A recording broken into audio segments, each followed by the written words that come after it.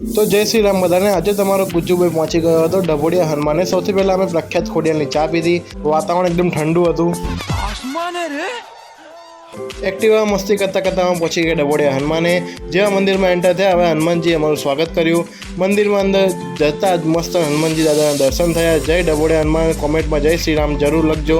આ બહુ પ્રાચીન મંદિર છે, બહુ જૂનું મંદિર છે। અહીંયા હનુમાનજીને સુખડીનો પ્રસાદ ચડાવવામાં આવે છે। અમે સુખડીનો પ્રસાદ લઈ લીધો, હનુમાનજીને ચડાવ્યું।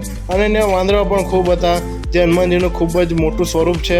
અને અમે વાંદરાઓને સુખડી ખવડાવવાનું ચાલુ કર્યું। સૌથી પહેલાં મેં સુખડી ખવડાવવાનું ચાલુ કર્યું વાંદરાઓને, તો લોકોને લાગ્યું હા વાંદરા પણ સુખડી ખાય છે, તો આપણે પણ સુખડી ખવડાવી। પછી અમે થોડા બ્લોગ બનાવ્યા। તમે મારો ફૂલ બ્લોગ જોઈ શકો છો યુટ્યુબ પર, એની હું લિંક તમને ડિસ્ક્રિપ્શનમાં આપી દઈશ। અમે વળતા મસ્તન મસ્તી કરી, અમે મસ્તન સનસેટ જોયો।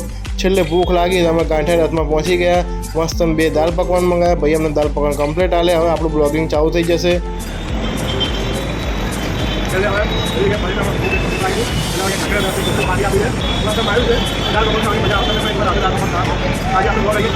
તમને બ્લોગ કેવો લાગ્યો કોમેન્ટ કરજો।